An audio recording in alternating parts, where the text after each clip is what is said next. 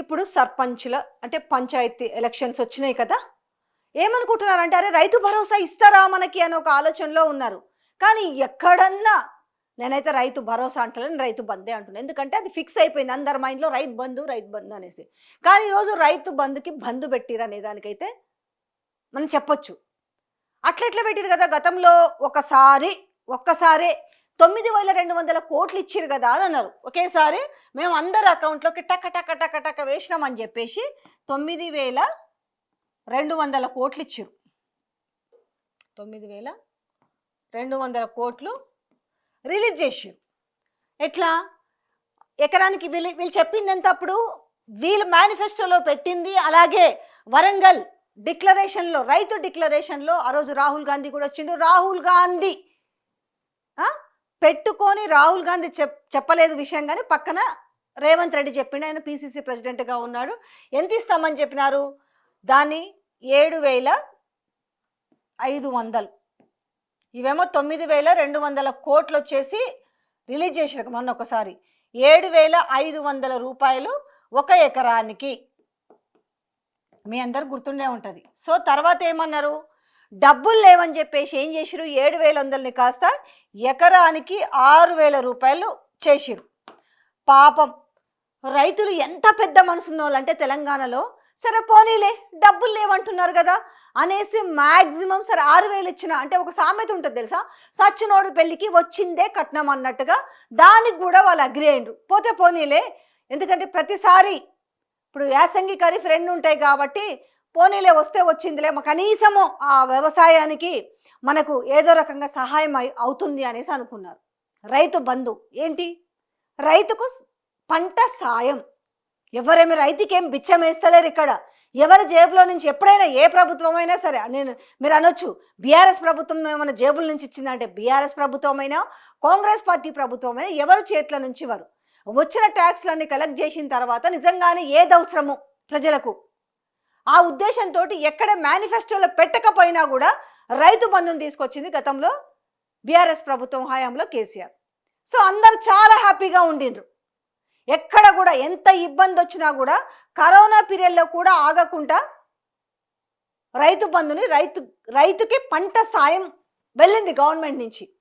దాని తర్వాత సో మేమేం తీయట్లేదు, సో వాళ్ళు మీకు ఎకరానికి 5,000 కదా ఇచ్చింది, మేం చూడు 7,500 రూపాయలు ఇస్తాం ఎకరానికి అని చెప్పి రైతులని నెట్ట నిలువన మోసం చేసింది ప్రభుత్వం. వెయ్యల ఫస్ట్ సారి ఉన్న డబ్బుల్ని కూడా కాంట్రాక్టర్లకు బిల్లులు చెల్లించారు కానీ అధికారంలోకి వచ్చిన తర్వాత, కానీ ఆ డబ్బులు రైతులకు ఇవ్వలేదు. రైతు బంధు మాకు ఇవ్వరా అని అడిగితే, రైతు బంధు అడిగితే చెప్పుతో కొడతామని చెప్పి మంత్రి కోమటిరెడ్డి వెంకటరెడ్డి దిగజారి మాట్లాడిన మాటలు కూడా చూసిరు. ఓకే, ఇక రైతు బంధు అని పదే పదే రైతులందరూ కూడా కేటీఆర్ని తలుచుకుంటుంటే ఇక ఎక్కడ తిరగబడతారో అని చెప్పేసి ఏం చేసిరంటే ఒక్కసారి 5,000 లెక్కన వేసిరు. అదే పాతగా ఓ సమీక్షలు అన్నారు, మీటింగులు అన్నారు, చర్చలు అన్నారు, అన్నీ అన్నారు. ఆఖరికి వచ్చేసరికి ఎంత అయ్యా మళ్ళీ ఏంటంటే 5,000 రూపాయలు. పోనీ రాష్ట్రంలో గత ప్రభుత్వంలో ఎవరెవరైతే అర్హులు ఉన్నారో దానికన్నా వేసిరా?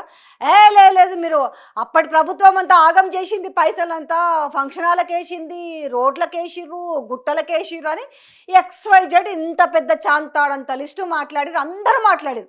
సీఎం మాట్లాడిండు, బట్టి విక్రమార్క మాట్లాడిండు, ఉత్తమ్ కుమార్ రెడ్డి మాట్లాడిండు, సీతక్క మాట్లాడింది, పొన్నం ప్రభాకర్ మాట్లాడి, మంత్రివర్యులు అందరు కూడా కదా. సరే పోనీ ఏదో ఒక సీలింగ్ తీసుకొస్తారు, దాన్ని 5 ఎకరాలకో 7 ఎకరాలకో 10 ఎకరాలకో పరిమితం చేసి పోనీ 7,500 రూపాయల లెక్కన ఎకరానికి ఇస్తారు, అట్లయినా కూడా ఓకే అనుకున్నారు రైతులు. ఓకే డన్ కదా. 5 బాయ్ 7 బాయ్ 10 బాయ్ ఈ 5,000 రూపాయలు పర్ ఎకరానికి కూడా ఎట్లేసిరు? 1 గుంట 2 గుంటలు 3 గుంటలు. సో రైతులకి ఒక 20% రైతులకు కూడా ఈ 5,000 రూపాయలు కూడా అందలేదు. ఇప్పుడు తెలుస్తుంది ఒక 20% కూడా. ఎందుకంటే ఈడ కూర్చొని మేమంతా ఇచ్చినామని చెప్తే కాదు కదా, తీసుకున్న రైతులకు తెలుస్తుంది, వేసిన ప్రభుత్వానికి నిజాయితీగా తెలుస్తుంది కదా. అయిపోయింది. మధ్యలో మళ్ళీ వీళ్ళు ఏం పెట్టారు గొప్పగా, రైతు బంధుని తీసేసి భరోసా అని పెట్టారు. కానీలే ఇంకా వేస్తారని చెప్పినాక బడ్జెట్ లేదు, 6,000 రూపాయలే ఇస్తాము అన్నారు. సరే పోనీలే, 6,000 రూపాయలన్నా పోనీ, అది కూడా ఒక 5 ఎకరాలకో పరిమితం చేసి, లేదంటే ఒక 7 ఎకరాలకో లేకపోతే ఒక 10 ఎకరాలకో చేసి ఇస్తే చాలరా నాయన అనేసి కళ్ళల్లో ఒత్తులు వేసుకొని చూసారు. మాటికి బ్యాంకులలో పోయి మా డబ్బులు పడ్డాయా అని అడిగారు. డబ్బులు లేవు, ఏమీ లేవు. ఇక ఊకున్నారు. ఆశ వదులుకున్న తర్వాత ఎప్పుడంటే లోకల్ బాడీ ఎలక్షన్స్ వస్తాయని చెప్పేసి, అప్పుడు లోకల్ బాడీస్ ఉండే, వస్తాయని చెప్పేసి ఏం చేశారంటే టక అనేసి అప్పుడు మన రాళ్ళన్నారు, రప్పలన్నారు, రోడ్లన్నారు, ఫంక్షన్ హాల్ అన్నారు, గుట్టలన్నారు, చెట్లన్నారు, పుట్టలన్నారు. కానీ ఎక్కడ మళ్ళీ ఏమి చేయకుండా ఇదిగో మేము గత ప్రభుత్వంలో కేసీఆర్ ఎవరెవరికైతే ఇచ్చినా మేము అందరికీ వేసేస్తున్నామని చెప్పి ఇగో 9,200 కోట్లు మేము రైతుల అకౌంట్లో వేసామని చెప్పి విపరీతమైన పబ్లిసిటీ చేసుకున్నారు. తర్వాత రైతులు పండగలు జరుపుకోవాలని రైతు పండగలు వీళ్ళు జరిపించారు కొంతమందితోటి. మరి 9 అయినా కూడా ఇంకా చేరాలి చాలామందికి. అప్పుడు మరి గత ప్రభుత్వం మీద దూషించారు కదా, మరి దాన్ని సవరించకుండా ఎందుకు ఈ 9,200 కోట్లు వేసిరన్న విషయం కూడా ప్రస్తావించినాం. దాన్ని అయిపోయింది కదా. ఇప్పుడు అస్సలు ఏదీ లేదు. తర్వాత ఏమన్నారు, వ్యవసాయ శాఖ మంత్రి అన్నారు కదా, చాలామంది రైతు బంధు మీన్స్ భరోసా కోరుకోవటం లేదు, బోనస్ ఇస్తే చాలట, బోనస్ వల్ల బెనిఫిట్ ఉందని చెప్పి ఆ డ్రామా కూడా ఆడిచ్చారు. ఎట్లా, మాకు రైతు బంధు కంటే ఈ రైతు భరోసా కంటే కూడా మాకు బోనస్ వస్తే చాలు, ఇగో నా జేబులో ఇన్ని డబ్బులు ఉన్నాయని చెప్పి ఆ డబ్బులు తీపిచ్చి అట్లాంటివి కూడా పబ్లిసిటీ చేసుకున్నారు. ఒప్పోని ఆ రైతు బంధు ఇచ్చింది లేదు అని అంటే ఇట్లా బోనస్ ఇచ్చింది లేదు, కానీ ప్రచారం చేసుకునే ప్రయత్నం చేసిరు. ఎందుకంటే జనాలకు తీసుకున్న వాళ్ళకి తెలియదా, నువ్వు వేయకున్నా వేసినామని అబద్ధం చెప్తే ఆ తీసుకున్నాడా తీసుకోలేదనేసి రైతుకైతే ఆ మాత్రం తెలియకుండా రైతు అయితే అబద్ధమో నిజమో చెప్పి నిజమా అబద్ధమో తెలుసుకునేంత స్థితిలో అయితే లేరు కదా. ఎస్, మరి ఇప్పుడు అందరూ ఏం ఆశ పెట్టుకున్నారు, ఇప్పుడు సర్పంచుల ఎలక్షన్స్ వచ్చినాయి కదా, సర్పంచుల కోసం అయినా సరే సింబల్ ఇవ్వదు, వీళ్ళకేమీ పార్టీ సింబల్స్ ఏమీ ఉండవు కదా, కానీ మద్దతుదారులైనా ఉంటారు కదా, రేపు ఎవరు గెలిచినా కూడా వీళ్ళ దానికే రావాలి అని అంటే ఓట్లు పడాలంటే ఇస్తారు కదా అనుకున్నారు. కానీ అనుకున్నది ఏమైంది తెలుసా, పప్పులో కాలేసినట్టు అయిపోయింది. అసలు ఎక్కడన్నా ప్రస్తావన ఉందా? వీళ్ళు చెప్పిన రైతు భరోసా గురించి బందే టాపిక్, బంద్ అనేది వినిపిస్తుంది కానీ ఎక్కడన్నా భరోసా అనేది ఎక్కడన్నా ఉందా కదా. ఏం చేసే తెలివిగా తెలుసా, ఇప్పుడు ఇచ్చిన దండగే, ఎందుకంటే ఇదేమి పార్టీ సింబల్స్ కావు కదా. ఆయా అభ్యర్థి రేపు వ్యయ ప్రయాసలో కూర్చి అతను గెలిస్తే మనం లాక్కోవచ్చు, ఎందుకంటే మా అధికారం ఇంకో 2.5 ఏళ్ళు ఉంటుంది కాబట్టి మీకు అవి చేస్తాం ఇవి చేస్తామని చెప్పేసి అతను లాక్కోవచ్చు. బేసిక్గా ఇదే జరుగుతుంది. మీరు అనొచ్చు, అవును చీరలు ఇచ్చిరు కదా అనేసి, అదే ఆ చీరలనే నమ్ముకున్నారా అనిపిస్తుంది. ఇప్పుడు ఆ చీరలనే మరి అందరికి ఇచ్చిరా? ఇప్పుడు ఊర్లో ఉన్న, ఇప్పుడు తెలంగాణలో రేషన్ కార్డు ఎంతమందికి ఉందో అంతమందికి చీరలు అందినాయా? అందలేదు. ఎవరికి అందినాయి? మహిళా సంఘాల గ్రూపులకు అందినాయి. దేనికి మహిళా సంఘాల గ్రూపులకు ఇచ్చారు చెప్పండి? ఈ మహిళా సంఘాల గ్రూపులు ఏం చేస్తారంటే ఊర్లలో ఉన్న వాళ్ళందరినీ జమ చేసి ఆడవాళ్ళతో ఓటు వేపిస్తారు. ఇప్పుడు అందరికి ఇవ్వాల్సిన అవసరం ఏముంది? చూద్దాం, ఇద్దామనుకున్నారు, మీకు ఈలోగా ఎలక్షన్ కోడ్ వచ్చింది, ఈ ఎలక్షన్ కోడ్ అయిపోయిన తర్వాత మీకు చీరలు ఇస్తారు.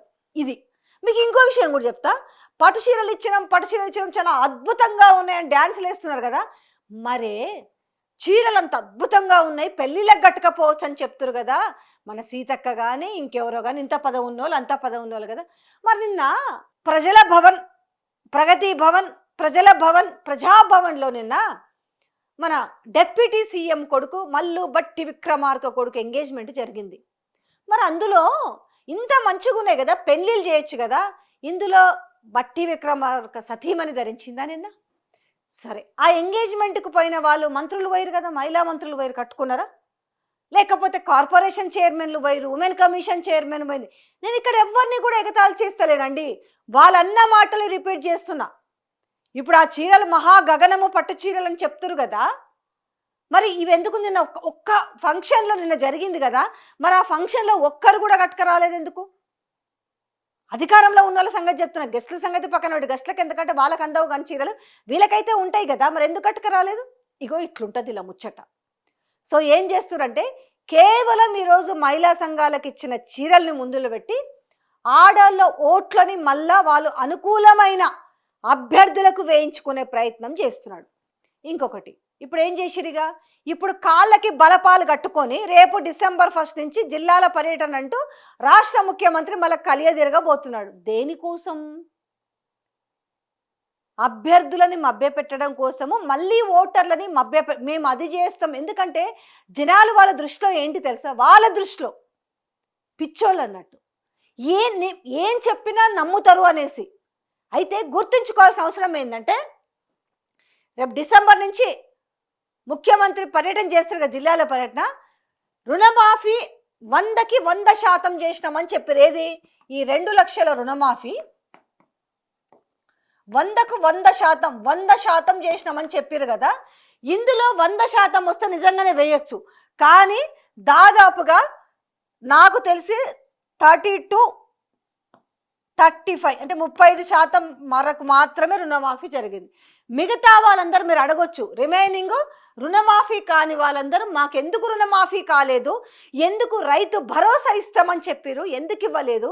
2500 ఇప్పుడు కొత్తగా మీకు ఏం హామీ ఇస్తాడు వచ్చి, ఇప్పుడు 2500 మహిళలకు ఇస్తావేది, 4000 రూపాయల పెన్షన్ విషయం ఎక్కడ పోయింది, తర్వాత స్కూటీలు ఎక్కడ పోయినాయి, విద్యా భరోసా కార్డులు ఎక్కడ పోయినాయి? రేపు జిల్లాల పర్యటనకు వచ్చినప్పుడు అడగండి.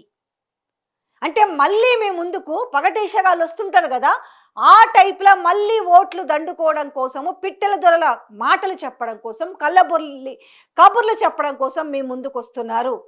రైతు భరోసా ఇవ్వము అనే చర్చ జరిగింది. రైతు బంధును పూర్తిగా బంద్ పెడతాము. దేనికోసము? మీకు బోనస్ ఇస్తాము, 500 రూపాయలు బోనస్ ఇస్తామని చెప్పి రేపు రైతుల కడుపు కొట్టే ప్రయత్నం జరుగుతుంది. నిజంగానే ఇంతకు ముందుకు ఎంతమందికి బోనస్ వచ్చింది, ఎంతమందికి నిజంగానే లాభం పొందిరు, మీకు మీరు ఈ ప్రశ్న వేసుకోండి, సరిపోతుంది. మళ్ళీ మభ్య పెట్టడం కోసము మీ ముందుకు ఏ రకంగా రాబోతున్నారంటే తడిగుడ్డలతోటి గొంతులు కోయడానికి మీ ముందుకు వస్తుంది. అయితే ఆ తడిగుడ్డల్ని ఎదురుగా వాళ్ళకే వేయండి. అప్పుడు కానీ ఉక్కిరి బిక్కిరై అమ్మో తెలంగాణ జనంతో పెట్టుకోకూడదు అనేసి. ఎందుకంటే నేను తెలంగాణ జనం వేరు, రేవంత్ రెడ్డి వేరా అంటే, ఎందుకంటే ఎప్పుడు జై తెలంగాణ అనే వ్యక్తికి తెలంగాణ ప్రజల మీద ప్రేమ ఉందంటే ఎవరు నమ్మరు. కాబట్టి వాళ్ళ కుతంత్రాలన్నీ మీరే మళ్ళీ తిప్పి కొట్టండి. ఎవరైతే చెప్పులు చూపించారో, చెప్పుతో కొడతామన్నారో, మీ దగ్గర ఉన్న చెప్పులు చాలా గట్టిగా ఉంటాయి అక్క, అవసరమైతే ఆ చెప్పులు చూపించండి. అంతేకాని మభ్య పడకండి. ఇవాళ తెలంగాణని ఏ రకంగా పెద్ద ఎత్తున దగా చేయబోతున్నారు అనే విషయం నేను ఇంకో వీడియోలో చెప్తాను. సో రైతు భరోసా ఆశ చూపించినా, చీరల ఆశ చూపించినా, రుణమాఫీ ఎట్టాగెత్తిపోయింది, ఇంకా అది మొత్తం అయ్యే ప్రసక్తి లేదు. ఇంకా మీ ముందు పెట్టేది ఇందిరమ్మ ఇండ్లు, ఇందిరమ్మ ఇండ్లు అని మీ ముందు ఊదర కొడతారు. ఎంతమందికి వచ్చినాయో ఇందిరమ్మ ఇండ్లు మీరే ప్రశ్నించుకోండి. మీ ఊర్లో మీకే తెలుసు. ఇందిరమ్మ చీరలు ఎవరికో ఒకరు అందితే కడుపు నింపుతుందా? ఒక 350 రూపాయలు, లేకపోతే 400, లేకపోతే 500 రూపాయల చీర కొనుక్కోలేని పరిస్థితులు తెలంగాణ మహిళలు ఉన్నారా? సో కొంచెం ఆలోచన చెయ్యుండ్రు అనేది మాత్రమే నేను చెప్పగలుగుతున్న అంశం. కాబట్టి ఇలాంటి విషయాలన్నీ తెలంగాణ ప్రజలకు రీచ్ అవ్వాలంటే దయచేసి వీడియోని షేర్ చేయండి, లేదంటే లైక్ కొట్టండి. అర్థమవుతుంటుంది ఏం జరుగుతుంది అసలు తెలంగాణ రాష్ట్రంలో అనేసి. Thank you.